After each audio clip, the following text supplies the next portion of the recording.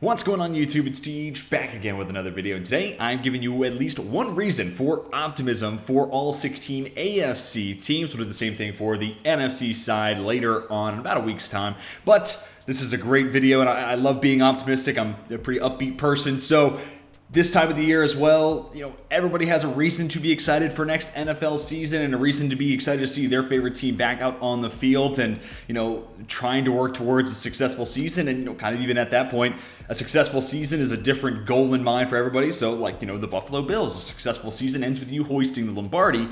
Meanwhile, the Jets, sticking with the screen, it's, maybe a 500 record or somewhere thereabout, showing that you're not a laughingstock, showing that you can be competitive and that you're building towards a good goal and a healthy future. So that's a big reason why I enjoy doing this. Sorry, no full 32 teams in this, but that would be a super long video. But hopefully you enjoyed today's video. If you do, be sure to hit that like button and help me and my channel out a ton. If you're new around here, want to see more football content in your life, just hit that big red subscribe button. And of course, join me for a conversation down below in the comments section. Who's your favorite team? What excites you the most about that squad heading into next NFL season? And, maybe if you're not a fan of these teams, give me some reason for optimism for a team, or let me know where you think I got it wrong. I'd love to have your thoughts down below in the comment section. So the premise is pretty simple. Let's jump right into it. For the Buffalo Bills, a lot of things you can point to, and, that kind of highlights my point here. The best roster in the NFL. I mean, them in Tampa, but since we're talking about the AFC, I feel confident calling the Bills. The best roster that we'll talk about in today's video. The offensive line's in a healthy spot. Spencer Brown, a little bit of a question mark there at right tackle, but going into the second year, you're going to expect some fair amount of progress being made there. James Cook, another addition to the running back room. Stephon Diggs, one of the best wide receivers in football. Josh Allen, your guy under center. The defense is great. Sean McDermott's a great head coach. Still have Leslie Frazier running the defense as well. I mean, this is a special team. The roster is well put together, and it's just a franchise that's been building towards a Super Bowl title. So will it happen this year? Good reason for optimism. Best roster, that will certainly go a long way to trying to hoist the Lombardi. For the Miami Dolphins, simply put, look at the two guys on your screen right here. Jalen Waddle, Tyreek Hill. Al Davis used to say, speed kills. And there are some things you can't teach, and speed is one of them. So there is something that is really interesting about that Mike McDaniel offense and how it gets players into space and having players who are just faster than the guys opposite of them. So Jalen Waddle, Raheem Mostert, Tyreek Hill, even Mike Gesicki for the tight end position. That's all really interesting. So this is the only one I had in full caps, but this team has speed to spare. For the Patriots, Mac Jones, and I think, after year one, you would say at this point he's been the best of the rookie quarterbacks, not projecting and saying he will be, but as of right now, he's put together the most impressive resume from the 2021 QB draft class. That being said, where he might not have, the talent of a Trey Lance when it comes to his arm strength and mobility, he was always a guy who above the shoulders was probably the best in his class, him or Trevor Lawrence in most people's eyes. Cannot get better, right? And if he becomes that much better of a processor, that much better of a decision maker, and that much better at reading defenses, so on and so forth, how good could this offense be? Could he become somebody who makes do with Nelson Aguilar and a Kendrick Bourne being, the top wide receivers, Jacoby Myers there as well?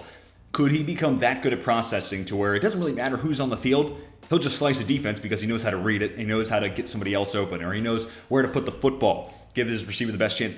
How much more cerebral can Mac Jones get? Because really, when you're looking at QB prospects, there's no one mold of a right quarterback. You're really chasing something elite, right? Lamar Jackson's an elite athlete. Tom Brady's an elite processor and decision maker. Patrick Mahomes is an elite arm talent, so on and so forth. Maybe Mac Jones is in that Brady camp where he can become an elite processor, an elite decision maker, and he'll slice and dice no matter who else is on the field with him. So I think that's a reason for optimism for Patriots fans. And, for the Jets, Garrett Wilson's just one example of this, but Jermaine Johnson, Breece Hall, Sauce Gardner, it's a talent stimulus. This was an imperfect roster. It was one that maybe didn't have holes everywhere, but there were a lot of positions you looked at and you said, they can get better. And okay, that's an NFL, player in that starting position, but they can certainly get an above average talent there. That's what I think they did this offseason. Not, and they weren't overly active in free agency. They weren't just spending money for the sake of spending money. But you really put together what they did and the moves they made in free agency, plus a really solid draft, even though a lot of moving up and getting rid of assets. I think all in all, it was worthwhile because of the talent they hauled in. I mean, 3 first-round picks, and I think they're all 3 making great scheme fits and adding to positions of need. And they all play positions of high value, right? Receiver, corner, and edge. And then you snag a potential workhorse running back in Breece Hall. This roster just got so much more talented this offseason, and that's what you need to see, especially going into year 2 of Zach Wilson. You have got to see what he looks like with a capable supporting cast to make a sound decision. Can this guy lead us to the promised land? So talent stimulus, the entire roster got better for the Jets, and that's an exciting note heading into next season. So then let's head into the AFC South. The Houston Texans, kind of in that similar spot with the Jets, maybe a little bit further behind in the rebuild, partially because of the Deshaun Watson trade, but the foundation, right? Lovie Smith might not be your long-term head coach, and Davis Mills might not be the long-term quarterback, but, Derek Stingley, you feel pretty confident about him being a part of that foundation. And you have a Larry Tunsil who gets a contract extension this offseason. Maybe he's a part of that long-term future. Titus Howard, if he sticks at right tackle, maybe he could be a part of it as well. You draft Kenyon Green in the first round. I think the best way to get into next season, because it's going to be a tough year for Houston again, but if you find those young players and they're what you're keeping your eyes on, it might give you a little bit more to look forward to on Sundays, even where you might be losing, 30-0, like they did against the Colts last season, if my memory serves. I'm pretty sure that was the final score. But I think they're starting to get young pieces in place. This was really the first offseason of Nick Caserio getting to be a true GM. So you get to see players like Derek Stingley Jr. and Kenyon Green out on the field, and you get to see the foundation being laid. So that's obviously an exciting start to this rebuild process for the Texans. And for the Colts, Matty Ice's stability. This was a tough team to peg down. They were second in the NFL last year in turnover margin, so I almost wanted to go there, but turnovers can be so finicky. I think their defense will still be able to create plays, even though Kari Willis, that kind of sucks having him retire. You hope that Julian Blackmon can come back and be at 100% because, that's half the safety tandem retired at 26 years old. That's crazy, but good on him for making that decision. But Darius Leonard, that dude's a turnover machine. Kenny Moore might be the best nickel cornerback in football, and DeForest Buckner is going to get his hands on the quarterback, and he's going to pop a few footballs loose as well. They're going to create some turnovers on the defensive side. Plus 14 turnover margin last year, and that's kind of surprising, especially when you consider Carson Wentz only had 7 interceptions last year, which is such an interesting stat because most of the time when I talk about Carson Wentz and my big problems with him is when he makes decisions, when he makes bad decisions, it's really ugly. And that's kind of really the root point. Maybe he only had 7 interceptions last year, but when he makes a bad decision, it's a left-handed pick 6 when he's trying to get rid of the football in the end zone against the Titans. And it's like, what was just go down. Even if it means giving up 2 points, 2 is less than 7. Stick with that. So I think there's something to be said about Matt Ryan coming in and being a stable figure week in and week out. You can expect pretty much the same level of play from Matt Ryan, especially now where he may not have that same upside as he did with the Falcons, which you'd love to see that upside if you're a Colts fan. But week in and week out, it's going to be more like Phillip Rivers, where you know what you're getting under center. Versus last year, where Carson Wentz could make some highlight reel throws and maybe carry you to a late push late in the drive, late in the game, and get you a comeback win, whatever the case may be. But it might also cost you a Week 18 game against the Jags, which would have put you in the playoffs. So stability, I think, is something that's going to be a really nice thing to have back in your pocket for both Frank Reich, but also the Colts fans. And then for the Jags, Doug Peterson. I mean, I almost made it not urban, right? And kind of going back to what we talked about up top, where a successful season is kind of a moving target and it varies team by team. The Jags are exactly the team that's just looking to not be the laughing stock. They are looking to become something other than the team picking number 1 overall, which they've been doing the last 2 years. So Doug Pearson, a step in the right direction. You feel great about what he could potentially do for Trevor Lawrence in year 2. And that was the most important thing. And of all the coaches who were hired, maybe Doug Peterson is the most stable and reassuring to be able to get a franchise back up on its feet. And that's kind of what the Jags need right now. So I think Doug Peterson, slam dunk, but year 2 Trevor Lawrence, you might have overspent, but a couple new wide receivers, maybe that bolsters that room. I think there's a lot of reasons for optimism, despite an imperfect offseason, and kind of the Doug Peterson hire encapsulates it. It was a weird, quirky route and path to get there, but they did eventually make a good hire in my eyes. So I think Doug Peterson is the number 1 reason for optimism for the Jags. And for the Titans, look, no A.J. Brown, that's tough. The offensive line feels like it's getting a little worse year by year. Who knows what Ryan Tannehill is going to be? Will Malik Willis see the field by the end of the year? Question marks. But there's one thing I know for sure. The stars on that defense are great. I mean, Jeffrey Simmons is someone I've sung his praises for years now. Especially if you're a long-term viewer of this channel. been singing his praises for a while. Kevin Byard, who I put on the screen, he had that pick 6 against the Rams. One of the most underrated, maybe the most underrated player in the NFL. All-pro type of caliber safety, and he really kind of is the glue that brings that defense together. And then, Christian Fulton really enjoyed a nice year, too, coming out of LSU, and had a huge role playing that outside corner spot. And, maybe Caleb Farley stays healthy, and he takes that next leap forward this year. There is some star power on that side of the football, no doubt about it, for the Tennessee Titans. So if the Titans are going to get back to the playoffs, I think it's going to be because that defense was one of the best in the league and anchored by its stars. So that's a reason for optimism next year for Tennessee fans. Let's get to the AFC West. The Denver Broncos, I'm kind of cheating here, using some similar wordage, but, a really balanced roster, right? And you talk about George Paton. What was his to-do list this offseason? Find quarterback. That was like the one box that you needed to check. And you give up a lot of first-round picks and draft picks in and of itself, but Albert Ogbonnibanam kind of makes sense as a fan replacement, and obviously you get Russell Wilson, so you're not worried about losing Drew Lock. So by forfeiting future assets, sure, it might eventually lead to a problem where you have some holes open up, but as it stands right now, you just added Russell Wilson to a roster that has a great wide receiver room, and you signed Billy Turner. I'm feeling pretty confident about that starting lineup, assuming everybody stays healthy. Left tackle all the way through the right side. It's looking pretty good. And then the running back room. Javonte Williams is going to be crazy this year. Melvin Gordon back on a 1-year, $5 million deal. That's a stable number 2 running back. And then the defense, no, it's not Vic Fangio, heading up that defense. It's one of his disciples, which, there's something to be said to not have, Peter, Mark, Timothy, one of the 12 disciples doing the work of Jesus, right?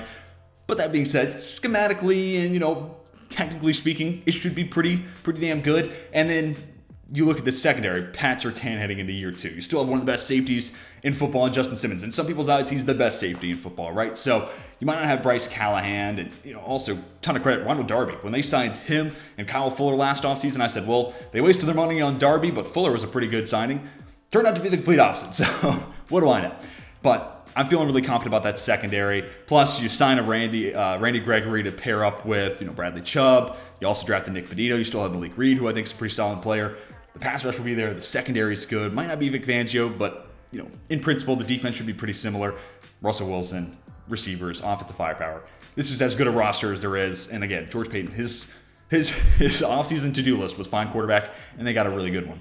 So moving on to the Chiefs, I put George Karlaftis in this picture, and he's not exactly what I was thinking of when I said this, but less weaknesses, right? So you move on from Tyreek Hill, and obviously a lot of cons there. He in himself changes how you play defense against that offense. But now he's gone. So what pros can you take from that? Okay, well, a more well-balanced wide receiver room maybe by bringing in a Sky Moore in the second round, a Juju Smith-Schuster. You still have that downfield speed with MVS. And you also get to allocate some of those draft picks on the defensive side, right? Like a Trent McDuffie in the first round, a George Karlaftis in the first round as well. And, while the edge position and the cornerback room, if McDuffie's even playing corner, may not be perfect, they're a little better. And you feel a little bit more assured by it being, not the reason why the Chiefs will suck or anything like that. I'm not saying Kansas City is going to be bad, but it's not going to be because this team doesn't have pass rush, and that's why they don't win a Super Bowl. You feel pretty confident that Karlaftis can at least be an impact player and play some sort of a role there. Even get further in the draft, Leo Chanel, a blitzing linebacker for Steve Spagnuolo. I know he must have been clamoring for that pick. I think at like 76.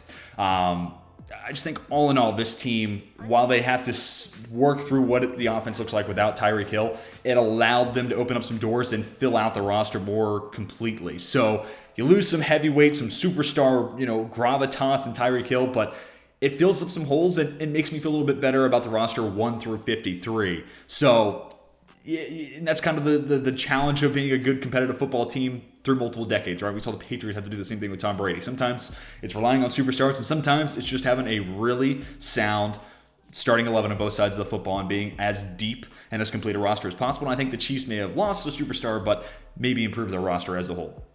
For the Chargers, the complete opposite, star power. So kind of perfect segue there. Joey Bosa, Khalil Mack, J.C. Jackson, Derwin James. That's just the defense. But then you get to the offense, and it's Justin Herbert. It's you bring back Mike Williams. It's Keenan Allen. Gerald Everett's fine. I wouldn't call him a star, but he's fine. Austin Eckler, star-ish running back. Rashawn Slater, star in the making at left tackle. When you play in LA between the Rams and the Chargers, you got to be a stud. Clearly. So, I think that is the thing that if you're a Chargers fan going into the offseason, you're like, how could we not be Super Bowl contenders? Joey Bosa and Khalil Mack might be the best pass rush duo in the league next year. And we have Justin Herbert, who easily could be a top 5 quarterback, and he's doing it on a rookie contract. How could we not? I think that's, again, a big reason for optimism if you are a Chargers fan. And, maybe throughout that division, in a division loaded with stars, Tyreek Hill's gone from Kansas City. Sure, the Raiders we're going to talk about here in a second, bring in Devontae Adams, but do the Chargers have the most star power on their team? They might. And for the Raiders, like we mentioned, DC's Derek Carr, DA Devontae Adams, and JMD Josh McDaniels. Had to shorten that up to make it fit, but I think that trio, if I'm a Raiders fan, I don't know if it's going to be as good as I'm hoping it will be, expectation versus speculation. But man, on paper, those three, that could create the core of an unbelievably good offense, right? You have a quarterback who maybe not top 5, maybe not truly elite, but when I did my QB tiers video, really good with sprinkles of elite. He is in that Matt Stafford tier where he could go on a burner in the playoffs if they make it there, and on a 4-game stretch carry to a Super Bowl. Totally. Devontae Adams, in my opinion, still the best receiver in football until we get to the 2022-23 season, and maybe my mind changes. But heading into this year, he's been the most impressive guy over the last 2 to 3 years. And then Josh McDaniels, this guy, maybe his first head coaching tenure wasn't everything he wanted and then some, but there's something to be said about learning from your mistakes, right? Sometimes mistakes are just lessons learned a little late. I think that could be the case here for Josh McDaniels. And then, after he leaves Denver, he goes back to one of the most stable franchises and works under the greatest head coach in NFL history. I say that's a pretty good thing to have on your resume. So I'm so fascinated to see what the quarterback, receiver, and then, of course, the archetype for the offense, Josh McDaniels, kind of how it all comes together and what it looks like on the field. Because I have some concerns about the Raiders, specifically in their secondary. Is Trayvon Mullen good enough to be at number 1? Who else can they put out in that group? Safety position could be concerning outside of Trevon Merrick. Linebackers aren't great. But at the same time, if, McDaniels was calling a great game, Derek Carr's feeling it, Devontae Adams is uncoverable, who's to say this team can't, average close to 30 points a game and, who cares about the defense? We'll win games by putting up more points than the other team. I don't know. That's just me right now, but I think that's a huge reason for optimism if you're a Raiders fan. And then we get to the AFC North for the Ravens. A healthy roster, right? Start out the year 8-3. You start out the year 8-3 and at one point we're the number 1 seed in the AFC. I'm not going to say if the team stayed healthy that was going to play out the exact same, but I'm not going to say it wouldn't happen, right? So I think that's a huge thing to look forward to. And, the injuries are obviously in flux. Some teams consistently are, battling injuries, and some teams are consistently healthy. And some years, some teams it changes year by year. But if the Ravens stay healthy, Marlon Humphrey, Marcus Peters, the guy in that those guys in the picture, if they're out there, that's as good of a cornerback duo there is in the league. And of course, Lamar Jackson this time last year, you're ideally having him play the full 17 because, wow, this team can be so special when he's on the field, right? He's a special talent, former MVP for good reason. Rashad Bateman missed time early last year as well. J.K. Dobbins, Gus Edwards didn't play a single down last year. Ronnie Stanley, we'll see. Hopefully he can come back healthy and stay healthy. So, man, there's just so much to look forward to. And it's not even necessarily offseason moves, which this team did do, right? Like they fixed up the safety room by signing a Marcus Williams, drafting a Kyle Hamilton. You still have a Chuck Clark there. We'll see if that stays that way much longer. But how much better this roster gets by just returning to form, right? Getting back to 100%. Makes them a serious Super Bowl contender in my eyes. So just by being healthy, I think that's a huge reason for optimism now. Hopefully it can stay that way. For the Bengals, the 2 guys on your screen. And this is not revolutionary thinking when it comes to football, but Jamar Chase, Joe Burrow are nasty. And then you add in Tyler Boyd, one of the best slot receivers in football. T. Higgins, up and coming, going into his 3rd year as a wide receiver. That dude's a stud, especially in that playoff run the Bengals went on. He was as big a part of it as anybody else on that roster. Now, the real reason to be excited if you're a Bengals fan is no game is ever out of reach because of Joe Burrow in that wide receiver room. Like, you could be down 14.5, and sure, you don't want that, but you don't look at that game as over, right? Like, talking about a team that we're going to talk about in here in a little bit, Pittsburgh, especially, like last year with Big Ben and some of the, deficiencies of those offenses. You were down 14.5. You might as well just turn the game off. It probably wasn't going to happen. Barring something crazy, Big Ben really rolling the clock back. But for the Bengals, you could be down 14, 17, 21, whatever figure you want to put at halftime. Put together a good 30 minutes in the second half. Anything's possible with that offense. So I think that's a huge reason for optimism. It can make this team absolutely obliterate white other teams off the face of the earth by just smoking them 42-14, whatever score you want to put to that. but it also allows you to never close the door on a game, and a comeback is always there. And of course, this team went to the Super Bowl, kind of powered by that passing attack. Once Zach Taylor turned it over to Joe Burrow, so who's to say they can't do the exact same thing? For the Cleveland Browns, I'm stealing similar thunder from the Chargers, no pun intended, but, star power, right? And at the time of this recording, don't have anything on, Deshaun Watson, what that suspension might be. Sounds like maybe July 1, a Friday from now. But, that's still up in the air. But Myles Garrett, Jeremiah Owusu-Koramoah, I think, is a star in the making. Denzel Ward's a stud. Maybe Greg Newsome takes that next step forward. John Johnson III might return to form. That's just the defense again. Then on the offensive side, if Watson's out there, he's an elite talent. Nick Chubb, if they keep Kareem Hunt, he's out there as well. Amari Cooper's a stud. So there's obviously star power all over the roster. And, part of the hesitation is we've sung this song before. We've tried to hype up the Browns in years past where it's like, okay, now this roster, how could they not be in the playoffs? How could they not? And then somehow they're not, right? And part of it, Freddie Kitchens as a head coach, wasn't it? Last year was disappointing. Baker Mayfield's injury, really kind of the chieftain of the reasons why I think they didn't make the playoffs and why he didn't play all that well and didn't maximize that roster. But that's a different tangent for a different day. There are stars in this roster. Superstars win football games. And for the Rams, superstars won them a Super Bowl, right? So if you're a Cleveland fan, you're hoping something similar happens to you this year. And for the Pittsburgh Steelers, I really want to have a picture of George Pickens and Calvin Austin in here. But, those two with the addition of Deontay Johnson and Chase Claypool, I mean, that's explosive. That's potent. And really, my tune has kind of changed year over year. When Chase Claypool was drafted, especially the first few games where it's like, dude, this guy can be used on end rounds. He can be a 50-50 guy. You can get him involved underneath. He can be a yak weapon. This guy's our next one. Okay, well, maybe not. Maybe it's Deontay Johnson. Okay, now he's not dropping the footballs, but Deontay Johnson could be our one. Now I look at him like he's kind of just like a nice 1B. He's kind of that similar, Juju, I think, has kind of lost some of his stock, but what we were talking about with Juju Smith-Schuster maybe 4 years ago, playing off of Antonio Brown, where it's like, man, he may not be a 1A, but that dude as a 1B is awesome. And I think Deontay Johnson and Chase Claypool both kind of fall in that tier. So one, what if Antonio Brown doesn't get himself kicked out of Pittsburgh and, off of every other team he's played for, add a real number one with Deontay Johnson, Chase Claypool as complementary dudes, look out. But someone who also has a similar skill set, why I wanted to include him in this picture, which obviously I didn't, but George Pickens. I mean, that dude was the X at Georgia, and, Stetson Bennett isn't necessarily a prolific college quarterback, so he didn't have to put up gaudy numbers or didn't get to put up gaudy numbers with George Pickens, but who's to say Pickens couldn't step up? And this is a franchise that has a great track record of developing wide receivers. So something similar could happen for Pickens. And if he emerges as a true number one, a guy who can play on the line of scrimmage, absorb press coverage and beat it, be that X, and you move Claypool into a Z, you move Deontay Johnson in the slot. I think you rotate those two guys because I think they can both be that Y and that Z. You might have something there. And that type of offensive firepower, and that's not even including Calvin Austin, which if you're a Steelers fan, think of Ray McLeod and the touches he gets week in and week out, and then just put the ball in Calvin Austin's hands. I think that's an upgrade, at least as it sit right now, and maybe that's just me being overly optimistic. But that's the type of weaponry Pat Freiermuth, as well as the pass catcher Najee Harris, great hands coming out of the backfield. That's the type of pass-catching weapons and core that can elevate Mitch Trubisky into more than one of the worst starting quarterbacks in the NFL, which is what he was last time we saw him in Chicago.